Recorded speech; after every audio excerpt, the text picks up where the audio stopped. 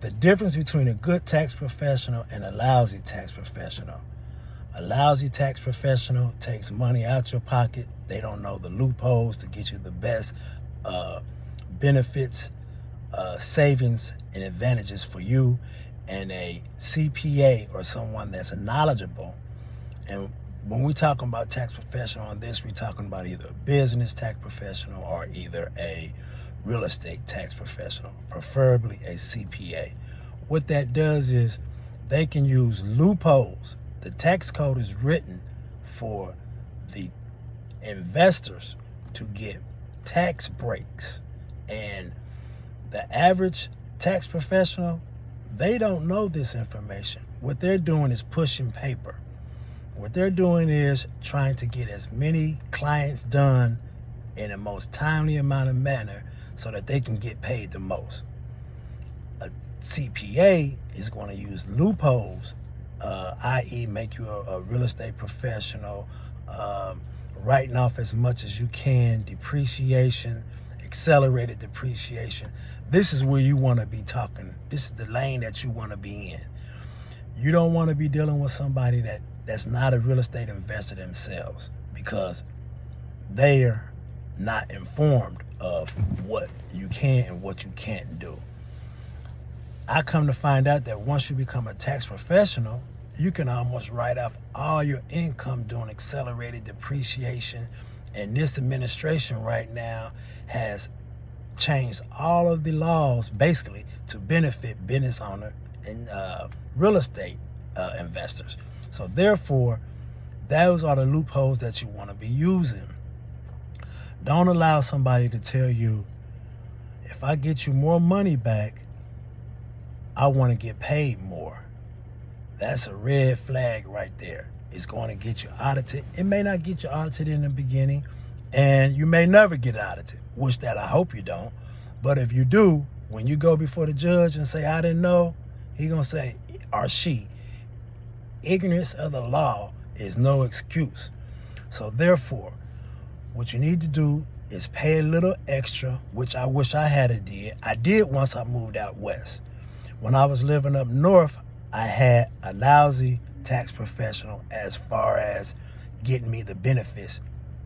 They were beautiful people. Matter of fact, they're almost family. But at the end of the day, right now, when it come down to money, family don't even matter.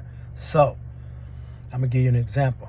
I was bringing my itemized gas, water, insurance, taxes, and everything. And what was being done was, it was just being, instead of itemized into each property separately, what they were doing was adding all of these water bills up. And then they were dividing them by the number of properties that we had, which when it shows up, it looked like all of these water bills are the same quarterly for each property. There's no way on earth that you would have multiple properties having the same water bill. That's a red flag to be audited. I did not find that out until I moved out west, and I started having some real tax professionals talk to me and tell me, hey, you don't want to do that. Matter of fact, you need to get you a CPA. That's where I started learning about the trust, the FLPs, and all of those different things, which I still was halfway informed and halfway uninformed. Now, like I say always, with the advent of all this information out here, we can go ahead and go online and try to get as much information as possible. And then when you get as much as you can, now you need to go ahead and talk to a professional and pay them to make sure that you're getting the maximum benefits.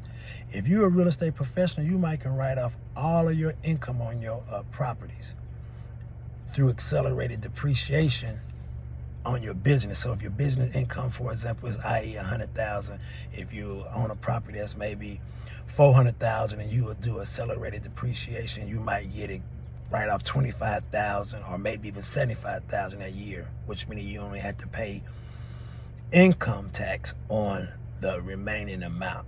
That's a beautiful thing. So that's what we need to position ourselves to do. Don't allow nobody to hoodwink you and think that you can cut corners and they're going to get you some money, unless that's what you want to do. Hey, I did it, so I know. But I'm saying most people They're not willing to take the bark off their back when it come down to being, I never got audited.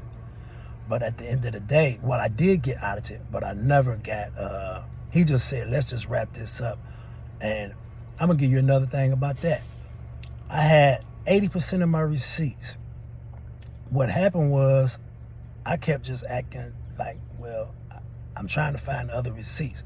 I wasn't trying to act like, why are you in here auditing me? What I was trying to act like, I used the dumb approach on him. So after about 2 weeks of me dragging my feet and him hauling around, he said, I'm going to tell you what you do. He said, go and get you some carbon copy paper. And these last 20% of these taxes, that receipts that you don't have, just write out self-receipts. And he closed my whole case out. So another thing, don't be the smartest person in the room. Always try to humble yourself and listen and wiggle your way to the top. Just keep on just wiggling, being humble, and next thing you know, you're there.